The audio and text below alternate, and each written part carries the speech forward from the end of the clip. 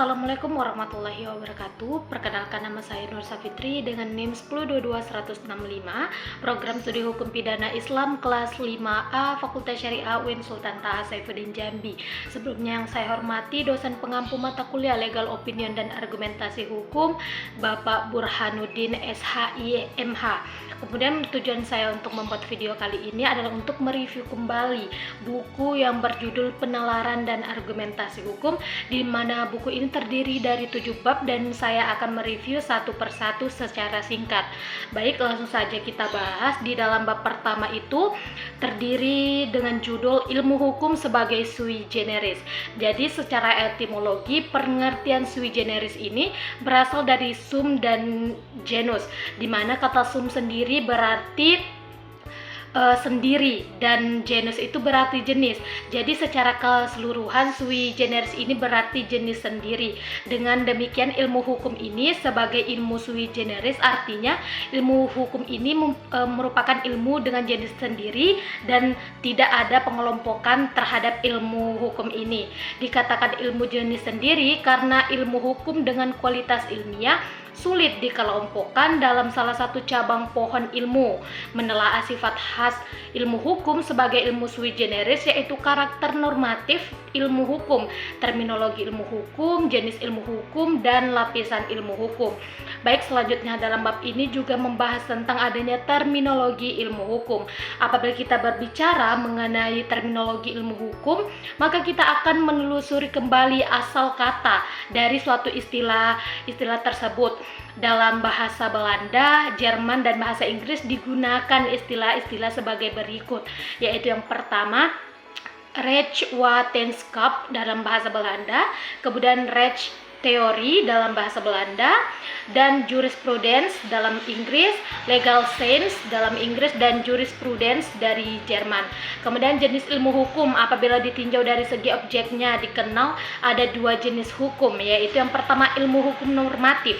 Ilmu hukum normatif ini adalah objek kajiannya adalah norma. Dengan demikian norma menjadi fokus dalam kajian ilmu hukum normatif ini.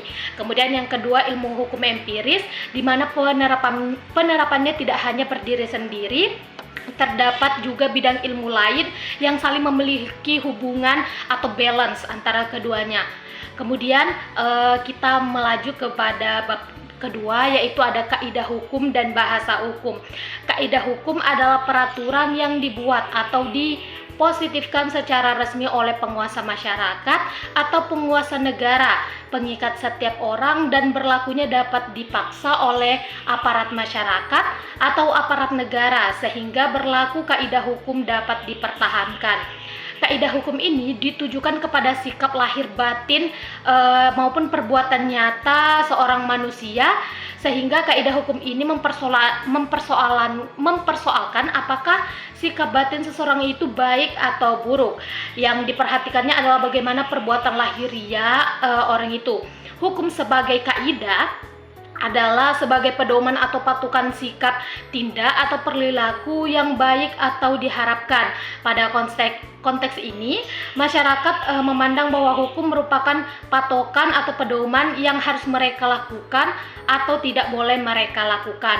Kemudian selanjutnya dalam bab 2 ini juga membahas tentang adanya bahasa hukum dengan memperhatikan konsep hukum yang khas. Dengan sendirinya bahasa dalam hukum mempunyai kekhasan. Kekhasan dalam bahasa hukum itu terletak pada fungsi yang normatif. Dalam bahasa normatif dirumuskan norma-norma yang berisi seperti perintah, larangan, izin, maupun dispensasi. Selanjutnya kita membahas tentang bab 3, yaitu berjudul dengan logika hukum. Logika hukum ini berasal dari kata logos yang berarti perkataan atau sabda. Dalam bahasa sehari-hari kita sering mendengar ungkapan serupa, alasannya tidak logis, argumentasinya tidak logis, kabar itu tidak logis. Yang dimaksud dengan kata logis ini adalah masuk akal dan tidak logis adalah tidak masuk akal. Jadi keterbalikannya. Asas pemikiran ini dapat dibedakan menjadi 4, yaitu yang pertama ada asas identitas atau prinsipum identitas atau law of the indenti. Kemudian asas kontradiksi atau principium contradictoris atau law of contradiction. Kemudian asas penolakan kemungkinan ketiga atau principium exclusive terti atau law of exclude middle. Kemudian yang keempat, principium ratio sufficientis atau law of sufficient reason. Kemudian selanjutnya membahas tentang menggunakan logika dalam penalaran hukum. Baik, cara berpikir yang dapat kita gunakan untuk memperoleh kebenaran yaitu melalui metode induksi dan deduksi. Jadi metode induksi itu suatu ragam logika yang mempelajari asas-asas penalaran yang betul dari sejumlah hal khusus sampai pada suatu kesimpulan umum yang bersifat boleh jadi. Kesimpulan bersifat umum ini penting, artinya sebab mempunyai dua keuntungan. Sedangkan metode deduksi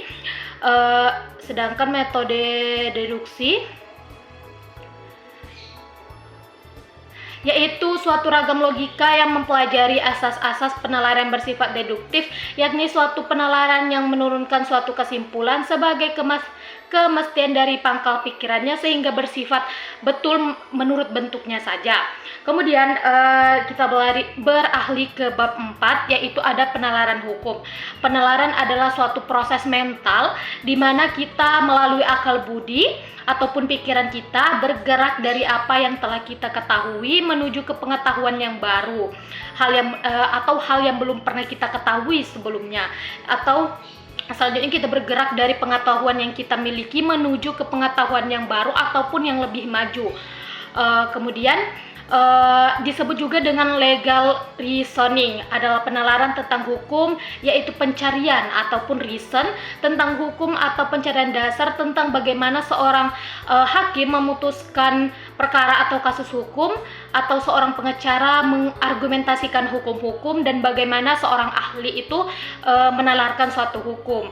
Kemudian kita beralih ke bab 5, di mana membahas tentang adanya mazhab-mazhab penalaran hukum yang terbagi menjadi 6 mazhab, yaitu yang pertama ada mazhab hukum alam.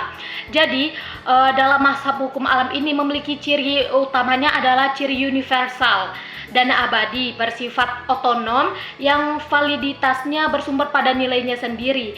Dalam kajian antologi hukum alam dapat dibedakan dalam 3 macam, yaitu rasionalisme, irasionalisme, dan empirisme. Kemudian yang kedua itu mazhab hukum positif. Jadi lahirnya positifisme hukum itu pada abad ke-19 setelah mazhab hukum alam mengalami kemunduran dan kegagalan. Hukum alam pada waktu itu tidak bisa lagi memberikan tuntutan di tengah gugatan terhadap kepercayaan sosial dan moral pada saat itu.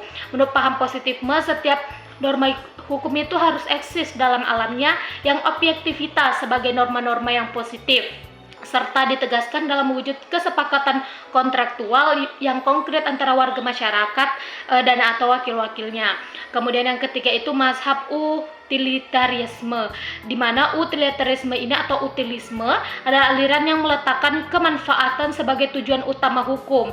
Kemanfaatan ini diartikan sebagai suatu kebahagiaan atau happiness. Kemudian yang keempat ada mazhab sejarah.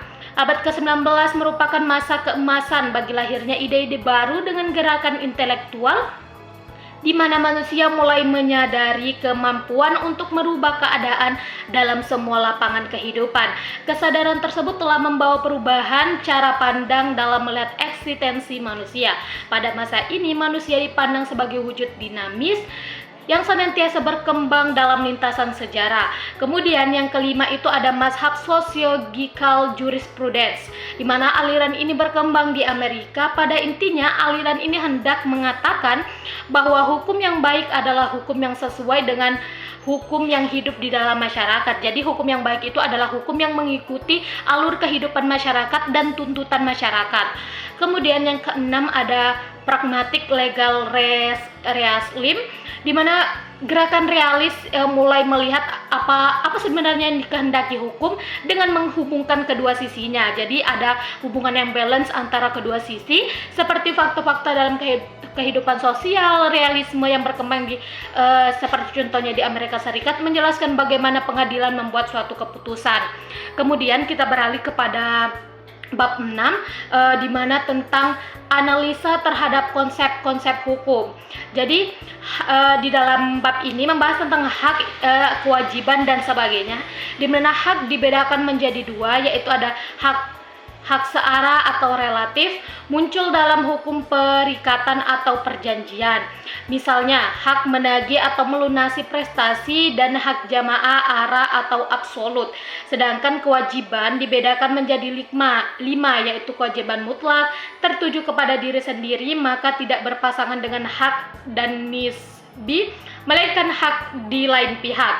Kewajiban publik dalam hukum publik yang berkorelasi dengan hak publik ialah wajib mematuhi hak publik, dan kewajiban perdata timbul dari perjanjian yang berkorelasi dengan hak perdata.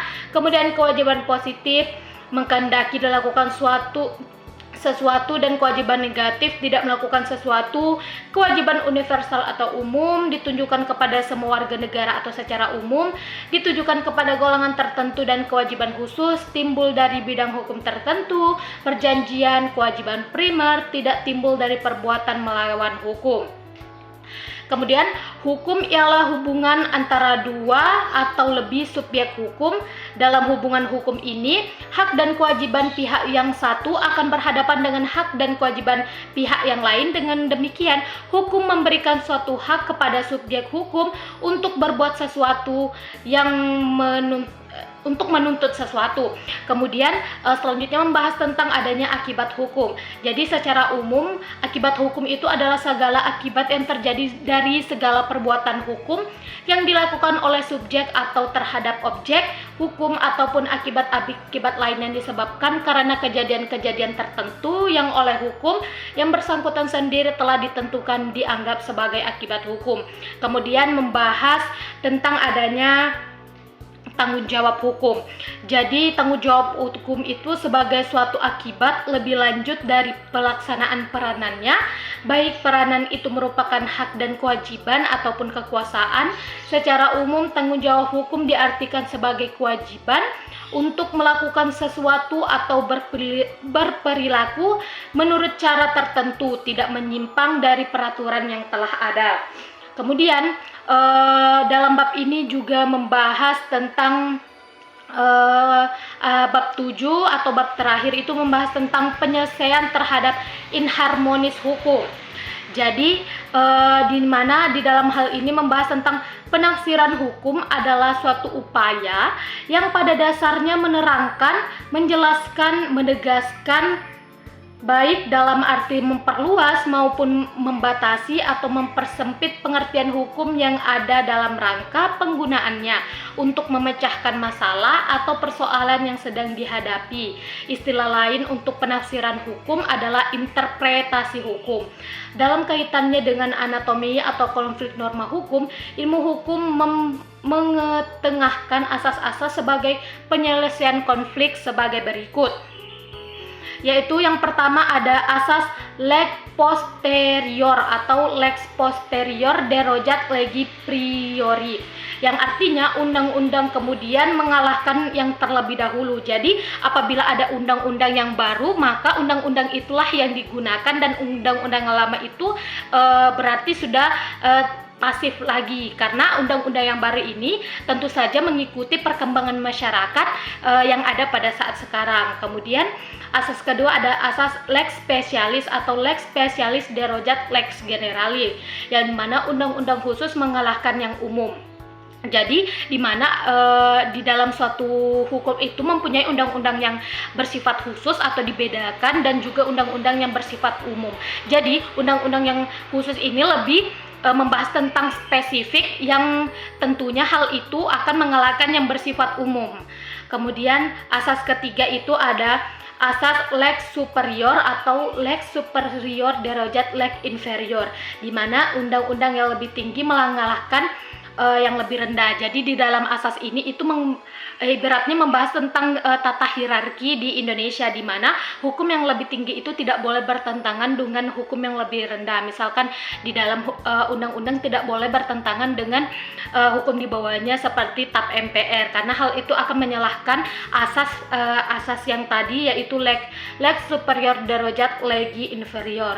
Kemudian selanjutnya di dalam bab 7 ini membahas tentang adanya penemuan hukum, di mana penemuan hukum ini adalah proses konkretisasi atau individualisasi peraturan hukum atau dasolen yang bersifat umum dengan mengingat akan peristiwa konkret atau dasein tertentu.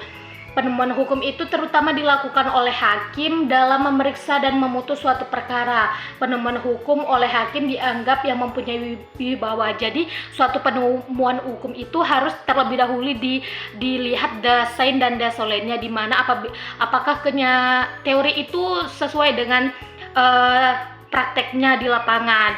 Jadi itulah tadi review singkat mengenai buku Penalaran dan Argumentasi Hukum dari saya. Apabila ada kesalahan kata dan kehilafan, saya memohon maaf. Saya akhiri dengan ucapan wassalamualaikum warahmatullahi wabarakatuh.